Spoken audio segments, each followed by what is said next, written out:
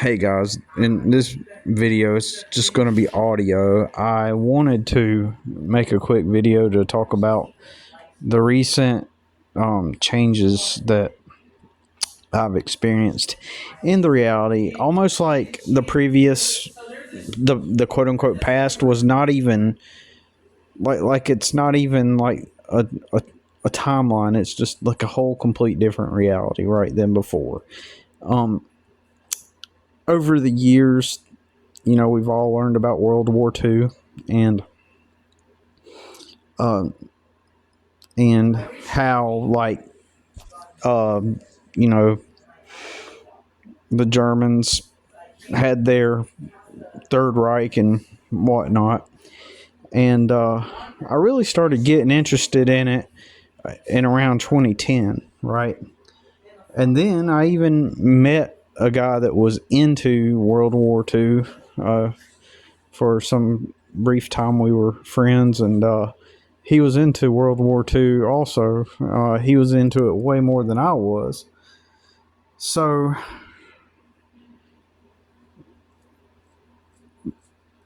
before that, I knew a little bit about it, right? But especially about what happened in Germany. But in 2010, I was watching documentaries. I was kind of getting into it, and my old friend, he actually went to Germany and found the Wolf Lair, which is where Adolf Hitler stayed when before the before the Russians attacked and took over right over there, and he grabbed a piece of the driveway and a piece of, I can't remember what else, like the driveway and a couple other things, like a brick from the building, like a piece of brick from the building and everything, when he was there, and I held it in my hands, and that's beside the point. But I just want to, well, it's not beside the point. It kind of is. I just want to bring it up that he was really into it, and I was somewhat into it, right? Him more than me. But the fact is, I've been studying and researching because I'm curious about behavior and why people act the way they act, right? How did a whole country get that way? I was especially interested in the propaganda portion of it, and because there had to be a way to mechanically control the people, right? There was a mechanical aspect, right? How could they control so many people? And so that took me to studying Joseph Goebbels, which was the propaganda minister, Hitler's propaganda minister, who studied Edward Bernays, who was the nephew of Sigmund Freud. And Edward Bernays came up with all these different ways to influence human behavior, and like he made it cool and popular for females to smoke cigarettes. And there once upon a time it was not ladylike to smoke cigarettes, and the cigarette companies wanted to sell more cigarettes, and they said, well, how can we make more money and sell our poisonous product? And so they hired Edward Bernays to come up with a marketing campaign, and you can go research that and listen about it or watch about it. It's where he did psychological word play, reframing, where instead of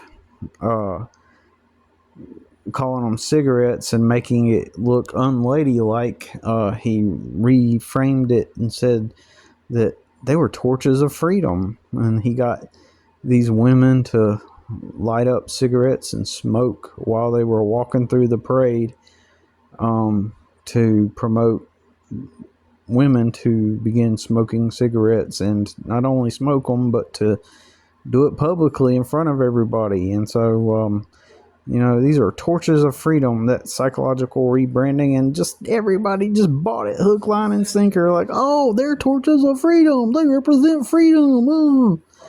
Because humans, they blindly follow anything with a logo on it or any kind of a important sounding person with a title or a badge or, or what have you. In this instance, they seen a parade, and a parade in a temporary sense is a form of authority. It's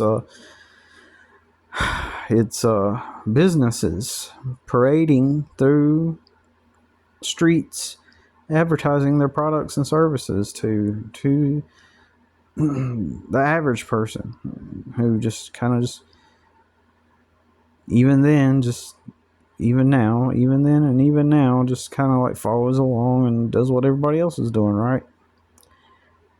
And so when it became cool to smoke, then the women started picking up on it, just like just because some women went walking down the street in a parade, and that was a result of Edward Bernays's one of his many tactics to influence the human consciousness and behavior. I mean, you will be surprised when you learn about how he made us all, we say breakfast is the most important meal of the day. Like, that was because of Edward Bernays. It was a marketing campaign by the bacon industry, or the cereal industry, actually, I believe, cereals. And then he promoted bacon as a breakfast food for the bacon companies, and included that into being part of a breakfast. It's the most important meal of the day for a balanced breakfast. And so, all of that's made up. Most everything has been made up for you. So this is why I was intrigued and fascinated by, Germany and World War II especially. And but you would think, after all of these years and years and years of me, reading up on World War II, I've read a book about Hitler, directly from one of Hitler's most intimate secretaries, or rather, what I mean, his secretary that was like the closest to him. I'm pretty sure he had, my memory escapes me, but I think he had several secretaries, but there was just one secretary that got to know him more than anyone else, and she wrote a book. I read that book, and so with that said, a new, somewhat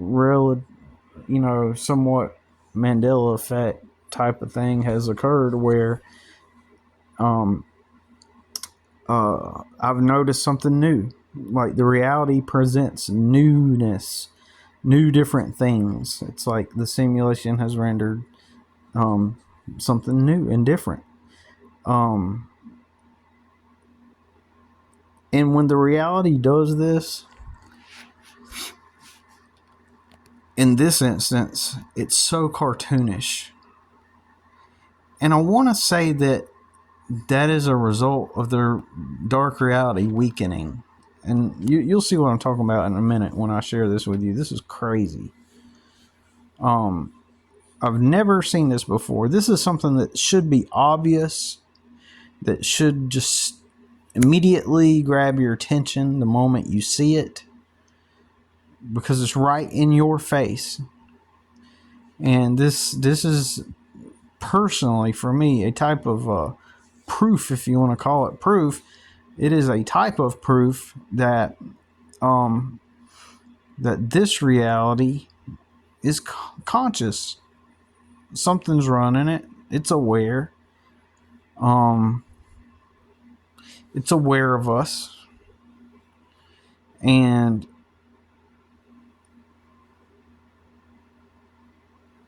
I'm trying to tease it. You know what I'm saying? But I want to tease it on purpose, not to play games with you, but to I want to explain and make emphasis on just how,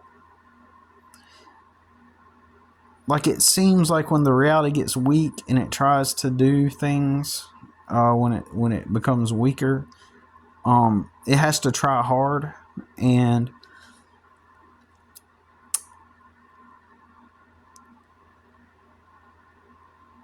it becomes like when it has to try hard, it becomes a parody of itself. Okay, and I'll just go ahead and state what this new change was or is. Okay, so the SS officers, right? If you study World War II, now here's what's going to happen. Someone that has also studied World War II, like I have, or even more than me,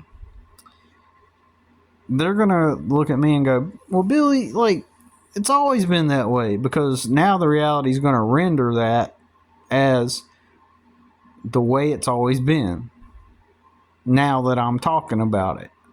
So this would make someone that's studied on this topic think of me as an idiot, and they're unaware of the reality constantly changing. It's just like Night City. Not Night City, but Dark City. Every night in Dark City, the city rearranges itself. You should watch Dark City. Go purchase it and watch it. And every night, the whole city, the theme of it, and everything, it just rearranges itself. It changes. And this is just like a Dark City Mandela effect type of deal, or a change, a Dark City change. And so, anyways, the SS officers, the ones that were in charge of the internment camp or the concentration camps, they all had skulls on their hats. A cartoonish looking skull too. To me, it looks cartoonish. And when I saw it, I was like, that looks like a freaking cartoon. Like, I can understand if it was like a badass skull, and it's not even like a badass skull, really. I mean, it didn't seem like that to me. I was watching this thing the last night or night before last, and I was like, I noticed a weird cartoonish looking skull. That was my first impression of it on this one man's hat, right? And I was thinking, the Nazis never wore like these cartoonish looking skulls. Why does that guy have a cartoonish looking skull on his hat? And so I just kind of paid attention a little more, and I noticed, Hitler didn't have one on his hat, and other prominent figures of the Third Reich did not have those. But then some of them did, and I started paying attention. I started seeing it more and more. And now you can try to logically explain it and say, well, that's just your reticular activating system, and it's merely something you never paid attention to in the past. And for some reason now it sticks out, and now that you've become consciously aware of it, you are now able to kind of see that has always been a consistent phenomenon, that the SS soldiers involved in the concentration camps, they've always had that. Billy, what are you talking about? You crazy guy. Well, I'm here to say it was not like that. So I go on Google, and then I Google it, and something like skull on Nazi hats, and then it explains what it is and everything, and it's so exaggerated. It's such hyperbole, almost. Like, It's like the reality couldn't do like a badass skull. No, because the reality in videos that I've made in the past, I've mentioned that the reality is kind of like a narcissist and a childish one at times, also. But when it's weak, it can't present itself as strong as it did before. Once you surpass a certain um, energetic level, you can't take it seriously. Just like you can't take a narcissist seriously. And so, as they say, what is a baby? A baby is a tiny narcissist. It's about itself. It wants and needs taken care of, and so it's going to cry until it gets its way. In the same way, dark reality is that way. The not ilk is that way, where it wants to have its way, right? And so it acts like a child, and when it's weak, it has the inability to do things in a way where it can be taken seriously. And so, thus, you get the cartoonish looking skulls all of a sudden appearing out of nowhere, because it used to not be that way. Those skulls were not on the hats. What has happened is I have shifted into another timeline, or sequence of reality where everything has shifted and changed again. And I'm in this new reality where the Nazis had skulls on their hats, where they look cartoonish and kind of ridiculous. Like, it's so obvious on this instance. It's a strange Mandela effect. And you would have thought that after studying Germany World War II for so many years, on top of the education that I got, about 2010, 15 years ago, I really got into it, like I said. And you would think, there's no way. That's a clear shift in the reality. It's like a glitch. Oh man, a long time ago, maybe 7 or 8 months ago, Rudy at Post Nostalgos, he had, since he's savvy on, or informed on, computers, it sounds like, because he's like into gaming, he had a really good way that he worded it, about how, glitches happening, and and how man, I can't remember, but I like to hear people use phraseology and words and that denote a computer simulated experience, because even if it's not like a computer simulation, this reality, by using computer like terms, it really helps put things into perspective. Now that can make us have limitations seeing through that lens, but it doesn't matter. It's also a fun way to perceive reality. Even by me saying simulation, assuming it's a simulation, is has a limitation, but it's fun, and to word it that way. And it also gives, because I may or may not necessarily believe it's a simulation, right? So it could be a reality that's not like a simulation of another reality. It's just a reality, right? But simulation rings well with others, right? It rings well with others. Others kind of get it, like others that perceive that we're in a unreal reality or whatnot. By using the term simulation, it resonates with more people than saying some weird reality or something.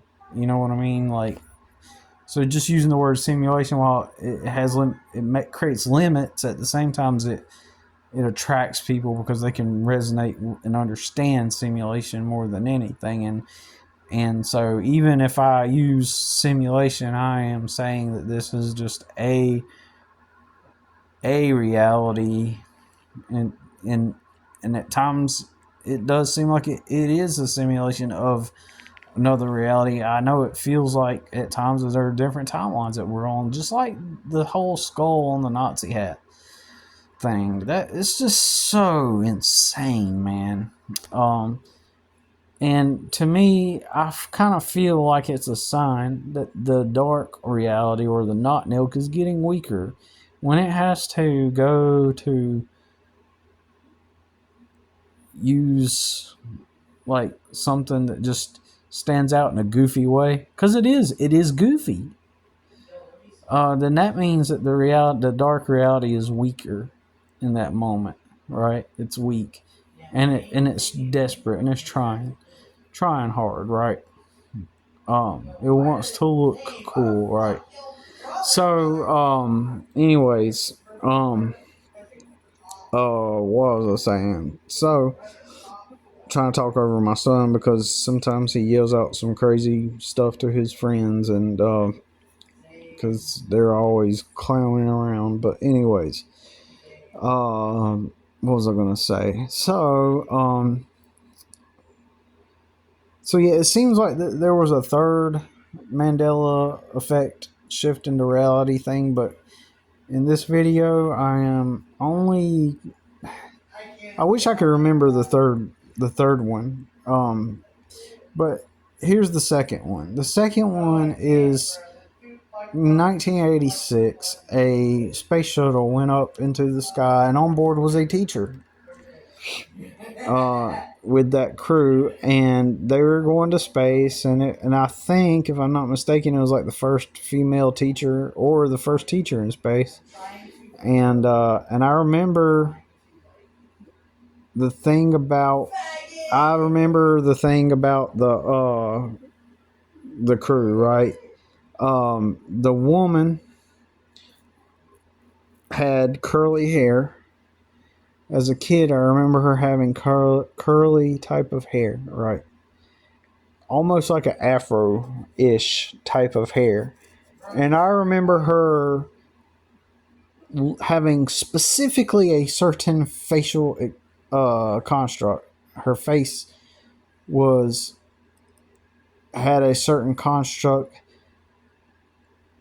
that looked more like Alice from the Brady Bunch. Okay, and I'm telling you, like, for reference, like that pointy nose type of look, or and a flat mouth.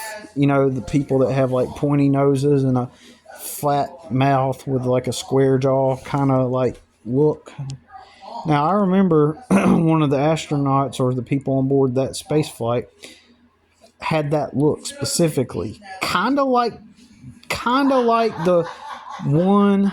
Now here's the thing: the one that just got out of space, that was stuck up there for 8 months, right? She kind of has that look, kind of, right? Except her features are kind of slightly exaggerated too, right? Her features are kind of exaggerated, right? And so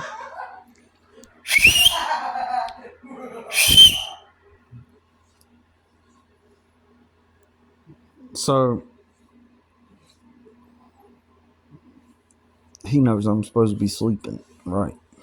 But anyways,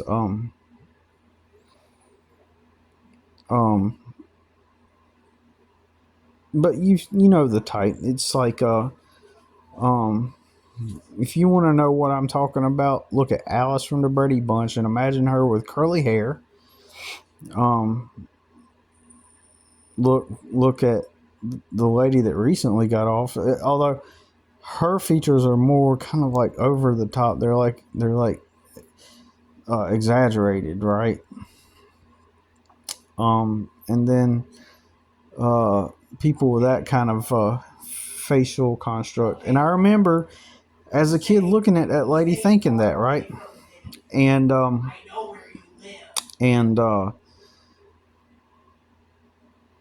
Now, none of those women have that look.